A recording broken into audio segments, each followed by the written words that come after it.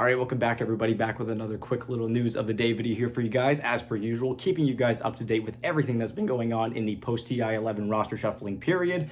As per usual, if you've noticed that I've missed anything in this video or either of the videos that I've done before this, let me know in the comments down below. Try to make sure that it is something that has been confirmed, because I will just be covering things that have been confirmed.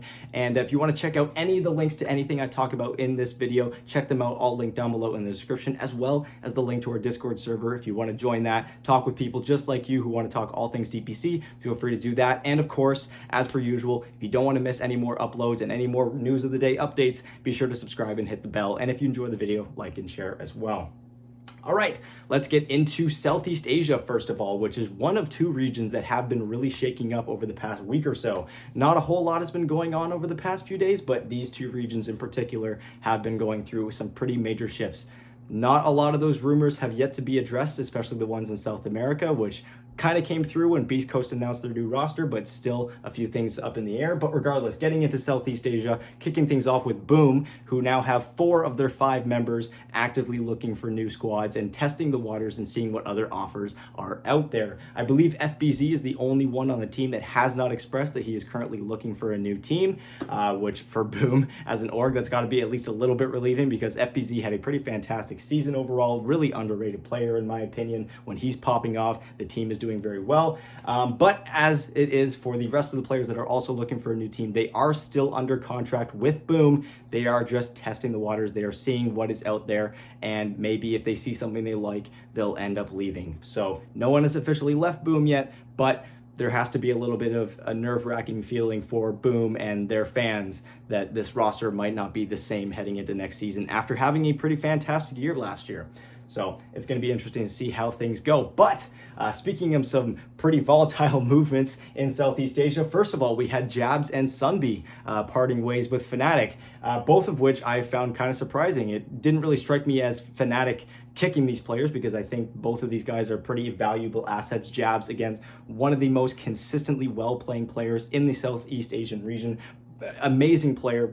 And again, really, really consistent. And then we have Sunbhie, who's been coaching for the team for a very, very long time. I didn't necessarily think that there was anything wrong with Fnatic's strategy overall. And again, with how long he's been there, it makes sense why they would want to keep him, or maybe they just want to try something new. But either way, Jabz would not spend very long on the free market, as I'd imagine this is why he ended up leaving Fnatic. He is now getting added onto this new Talon roster that has just been announced, largely consisting of a few of the same members that were playing back at TI11, but with 2 new additions. So in the carry role, we still have 23 Savage, Makoto still playing mid, Jabz coming in to play position 3, and then we have Q and Oli coming in to play position 5 there, which is going to be really interesting. So Talon, they mentioned that this was the final piece of their roster, so by the sounds of it, the rest of the players that haven't left, those being 23 Savage, Q, and Makoto, will not be leaving, and this should be the roster that Talon heads into the next season with, which is a very scary looking roster. I gotta say, Talon, if they weren't already considered one of the best teams in Southeast Asia, this new roster might be knocking on that door, being like, hey, you guys got to take us seriously now. We didn't make it to TI11 technically because we lost in last year's qualifiers, but we've got a hell of a roster coming into next season. And again, with all the volatility going on in Southeast Asia with the top teams, it's going to be really interesting to see how everything settles. And finally, last little bit of news from Southeast Asia. And although this hasn't necessarily been confirmed, it is very, very strongly headed in that direction. So I will be leaning towards this happening in Southeast Asia. Geekfam will be making a comeback to the Dota 2 pro scene. They have announced that they have a roster that will be coming into the scene. Rumor has it that they have gotten that slot from RSG in the upper division of Southeast Asia, so they wouldn't have to come in through open qualifiers the same way that Talon did this time last year. And we'll see what they end up doing. Again, a lot of players testing the waters right now. Again, a lot of them from Boom. We now have Sunbhie, who's available as a coach. I think Geekfam could really put together a stellar roster, but again, just because you get a lot of big name players doesn't necessarily mean that it's immediately going to work out. Again, using Talon as an example for that, things were very, very hype when the new Talon, when Talon was announced that they were coming to the scene. They had this crazy new roster and it just fell through. It didn't work. So for Geekfam, we'll see how that ends up going. Very excited to see how that ends up turning out and how that'll shake up the rest of the region as a whole. Now moving across the board a little bit, we have some news out from CIS, and that is that Noone is currently looking for a new team. No announcement as of right now from Na'Vi about whether or not he has been let go from the team. It could be another case of he is just testing the water, seeing what's out there. He expressed that he's currently looking for position 1 or 2, which of course, we know him very well for his mid laning. Be pretty exciting to see where he ends up if he ends up playing carry. But yes, he is looking for a new team, so we'll see where he ends up. Moving now over to South America, which, as I mentioned previously, has been shaking up quite a lot over the past few weeks. Of course, we had the new Beast Coast roster that was announced just a few days ago, which if you haven't seen that, check out my last video on my channel. And now we have 2 orgs that have let go of their rosters heading into the depth of this roster shuffling period. Infamous has let go of their roster from TI11 Last Chance qualifiers, and Thunder Awaken as well.